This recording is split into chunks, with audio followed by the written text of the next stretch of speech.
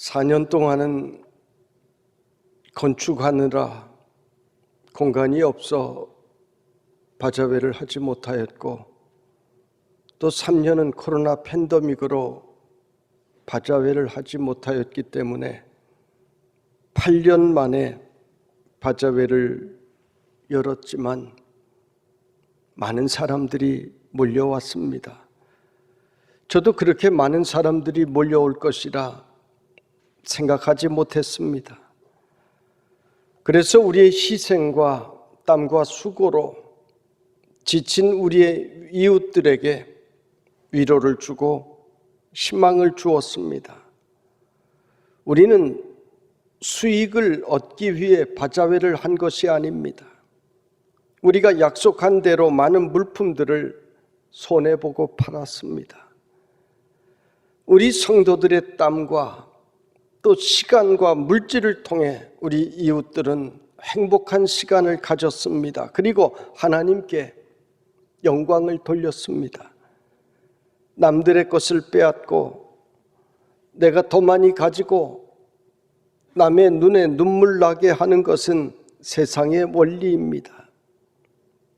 그러나 내가 바보가 되고 내가 손해보고 남을 위한 삶을 사는 것은 신앙의 원리입니다. 예수님께서는 바보처럼 사셨습니다. 심지어 목숨까지도 우리를 위하여 주셨습니다. 그래서 우리가 다 잘 살 수 있게 되었습니다.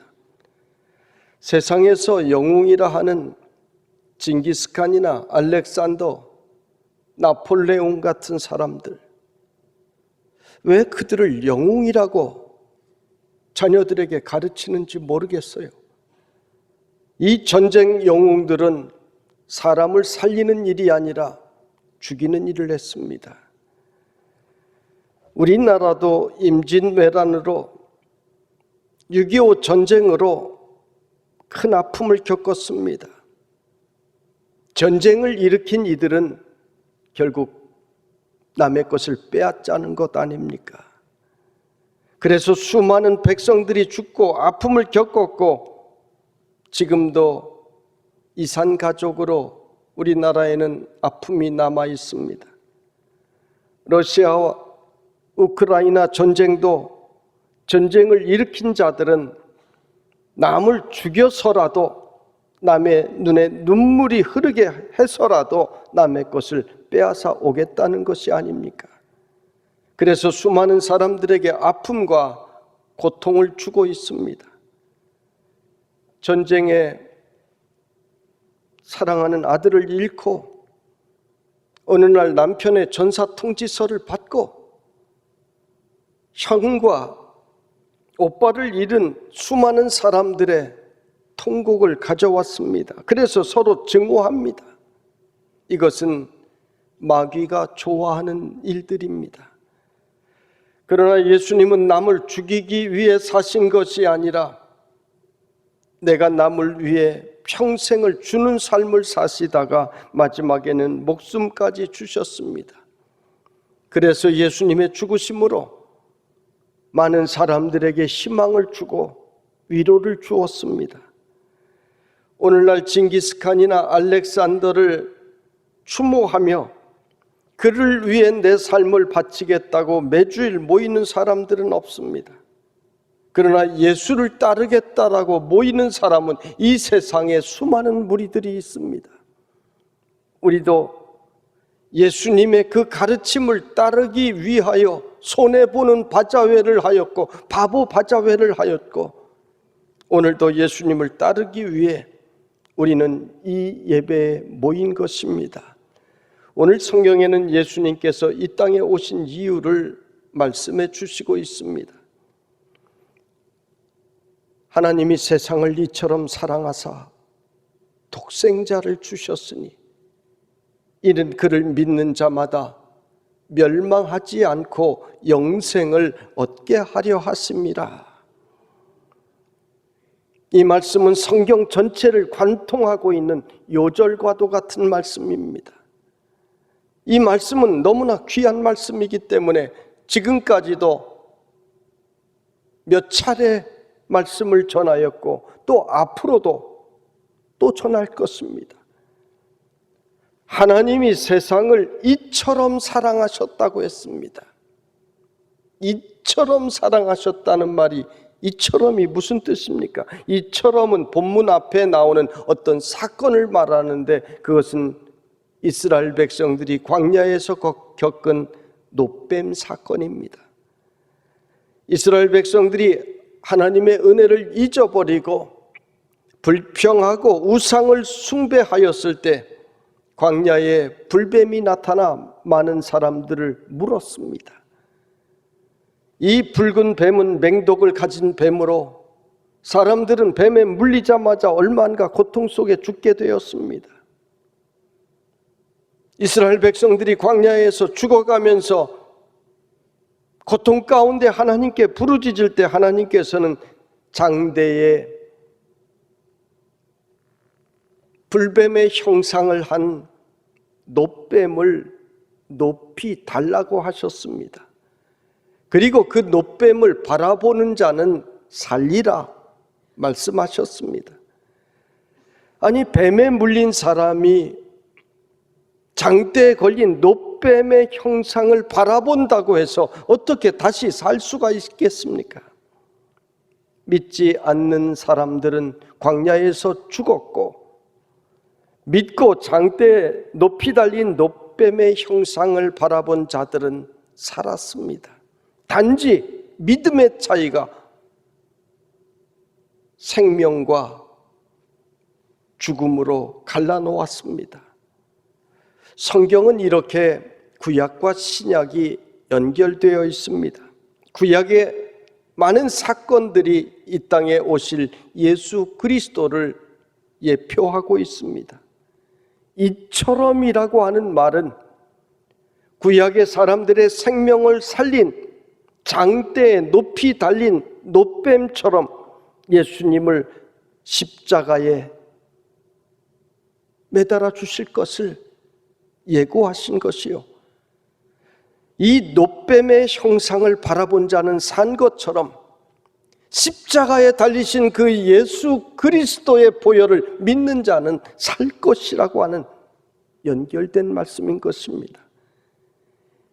이처럼 사랑하셨다라고 하는 말씀은 이스라엘 백성들이 하나님의 은혜를 잊고 거역하고 우상을 숭배하였으나 그럼에도 불구하고 놋뱀의 형상을 통해 다시 살기를 주신 그 사랑을 이처럼 사랑이라고 말씀하고 있습니다. 이것은 오늘 우리에게도 같은 말씀으로 들려지는 것입니다. 우리는 하나님의 그 크신 은혜를 잊고 하나님을 거역한 삶을 우리는 늘 살아가고 있습니다. 하나님께 대한 감사가 장례식에 보내는 꽃송이만큼도 안 되게 여기는 그 은혜를 모르는 인생들에게 하나님, 그래도 우리를 사랑하셔서 이처럼 사랑하셔서 독생자를 보내주셨다라고 하는 말씀입니다. 그래서 이처럼 사랑하셨다는 이 말씀이 감사하고 감동이 되는 것입니다. 사람이 죽을 때까지 부모의 은혜를 깨닫지 못하는 것처럼 우리 인생은 하나님의 은혜를 그렇게 받으면서도 늘 모릅니다. 그래도 우리를 사랑하셔서 이처럼 사랑하셔서 우리를 불러주시는 하나님이십니다. 이는 그를 믿는 자마다 멸망하지 않고 영생을 얻게 하려 하심이니라.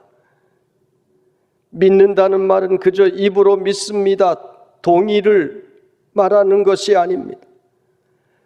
광야에서 이스라엘 백성들이 뱀에 물려 죽어가는데 어떤 약초를 바르라든지 아니면 어떤 물을 마시라든지 하는 것이 아니라 장대에 높이 달린 놋뱀을 바라보면 산다 하였을 때 그것이 어떻게 믿어집니까? 그런데 믿고 바라본 자만 살았습니다. 그러면 믿어지지는 않는데 그래도 가서 볼까? 믿져야 본전인데 가서 볼까 하는 사람들 어떻게 되었을까요? 성경은 기록하기를 쳐다본 자는 모두 살았다고 이렇게 기록하고 있습니다. 여기에 신앙의 비밀이 있습니다. 여러분, 내가 믿겠다고 해서 믿어지는 것이 믿음이 아닙니다. 믿음은 나로부터 시작되는 것이 아닙니다. 내가 얻는 것도 아니고 내가 깨닫는 것이 아닙니다. 내가 얻는 것, 내가 깨달았다면 그것은 세상의 종교입니다.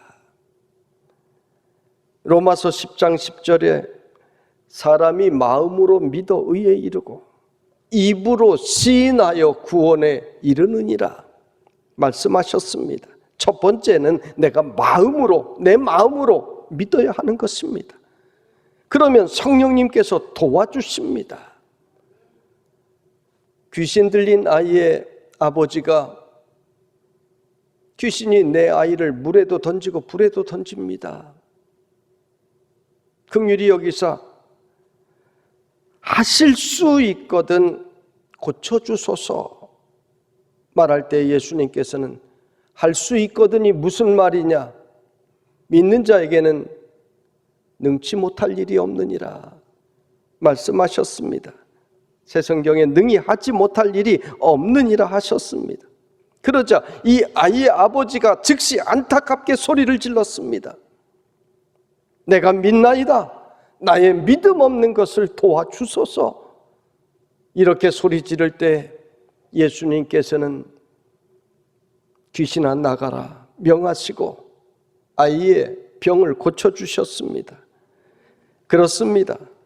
우리는 먼저 나에게 믿음을 달라고, 내가 예수님 따르겠다고 내 마음을 정하여야 합니다. 그러면 성령님께서 우리 안에 찾아와 주시는 것입니다. 요한복음 3장에 보면 예수님께서 니고데모에게 어떻게 해야 구원을 받을 수 있습니까? 할 때 물과 성령으로 거듭나지 아니하면 하나님 나라에 들어갈 수 없다고 하십니다. 니고데모는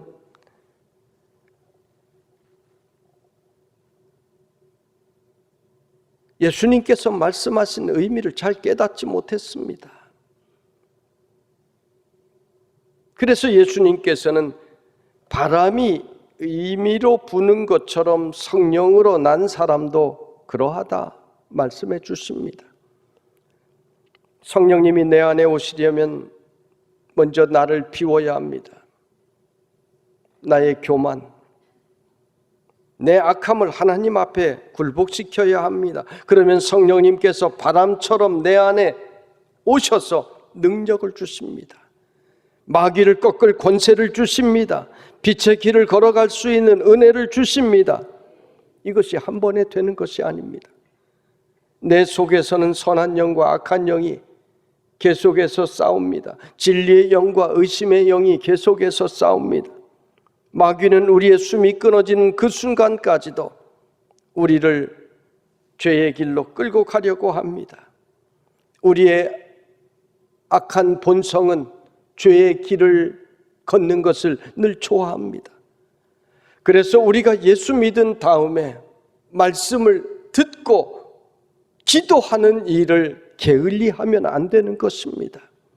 예수님의 비유에도 우리가 구원받은 다음에 게을리하면 나갔던 귀신이 돌아와 보니 이전보다 조건이 더 좋아졌거든요. 7 귀신을 데리고 들어온다고 했습니다. 그래서 전보다 나중 형편이 더 심하여졌다. 예수님께서 말씀하셨습니다. 우리가 예수 믿었으면 이 믿음을 지키기 위해 우리의 마음을 주께로 정하여야 한다는 말입니다. 성도 여러분, 믿음이 흔들리는 성도들이 있습니까? 나의 믿음 없는 것을 도와달라고 주님께 나와서 부르짖어야 되는 것입니다. 귀신 들린 아이의 아버지는요, 믿어지지 않았습니다. 그러니까 내 믿음 없는 것을 도와달라고 예수님께 부르짖었던 것입니다.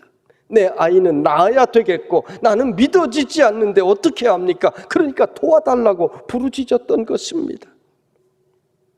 우리 하나님은 그러면 도와주십니다.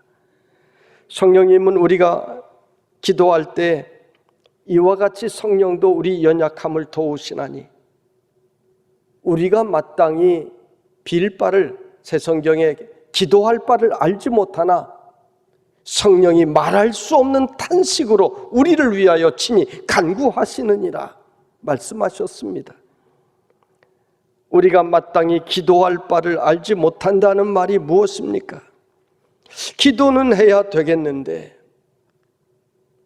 기도할 힘이 없고 믿음이 연약하고 어떻게 해야 될지 모른다는 이야기입니다.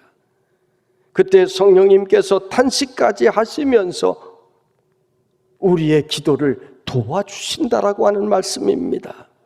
이 말씀이 얼마나 위로가 됩니까? 하나님, 나는 믿음이 없어요. 하나님, 나는 기도할 줄도 잘 몰라요.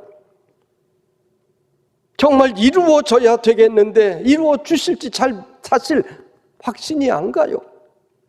그러나 도와주세요. 이렇게 기도할 때 성령님께서 안타까워서 옆에서 말할 수 없는 탄식으로 우리를 위하여 친히 같이 기도해 주신다는 것입니다.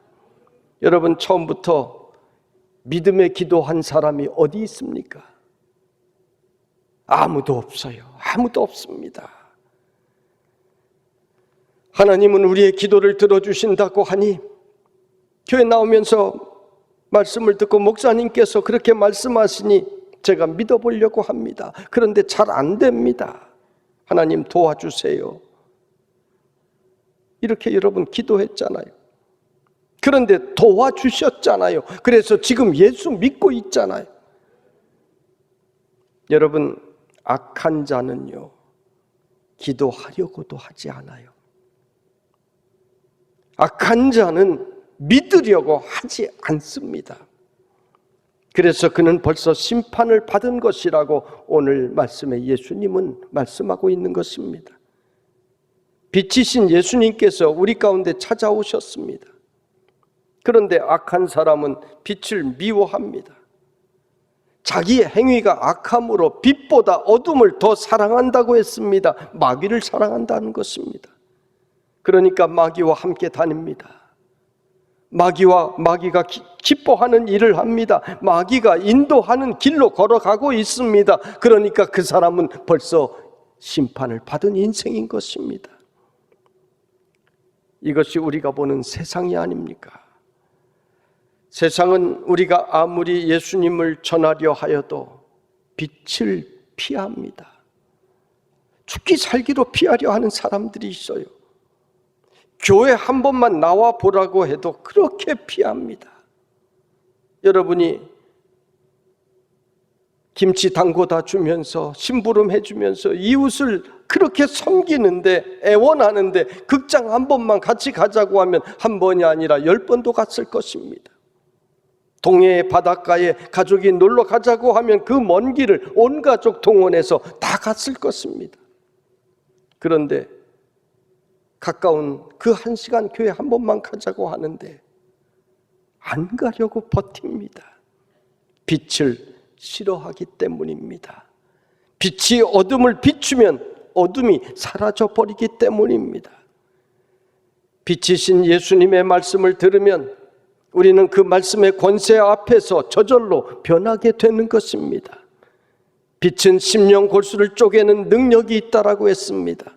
그래서 우리의 죄악을 바라보게 하고 예수님의 십자가가 믿어지게 하는 능력이 있는 것입니다. 그래서 세상 사람들은 그 빛 앞에 서는 것을 그렇게 싫어하는 것입니다.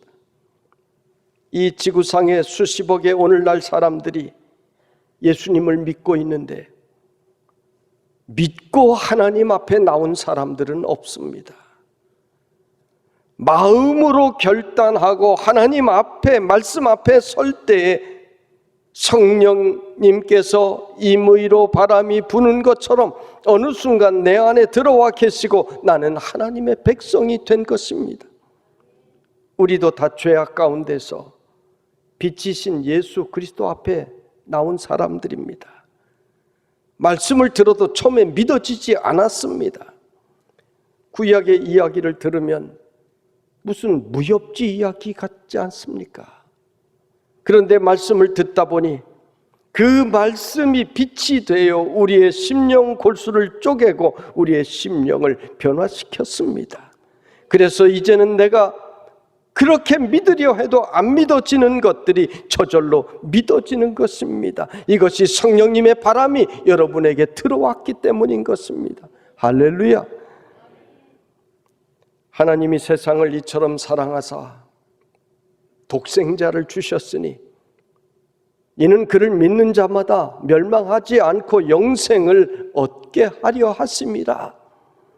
하나님이 누구를 사랑하사 독생자를 주셨습니까? 하나님이 다른 세상을 아닙니다. 나를. 하나님이 나를 사랑하셔서 독생자를 주셨습니다. 왜요? 죄로 인해 에덴 동산에서 쫓겨난 인생들을 하나님께서 창조하신 그 나라로 다시 우리를 회복시키려고 영생을 주시려고 빛이신 예수님께서 찾아오신 것입니다. 이 엄청난 초대를 받은 우리들은 빛의 자녀이므로 어둠을 미워하며 살아야 합니다. 빛이신 예수님께서 우리 안에 계시니 우리는 빛의 자녀로 살아야 되는 것입니다. 너희가 전에는 어둠이더니 이제는 주 안에서 빛이라. 빛의 자녀들처럼 행하라. 빛의 열매는 모든 착함과 의로움과 진실함에 있느니라. 주를 기쁘시게 할 것이 무엇인가? 시험하여 보라. 말씀하셨습니다. 성도 여러분, 우리는 빛의 자녀입니다. 빛의 자녀로 이 땅을 사는 동안 빛의 열매인 착함과 의로움과 진실함의 열매가 여러분의 인생에 늘 있기를 원합니다. 성령님과 함께 살아 성령의 열매가 여러분의 인생에 가득하기를 원합니다. 그리고 마지막에 영생의 승리자가 되는 성도들이 되시기를 주님의 이름으로 축원합니다.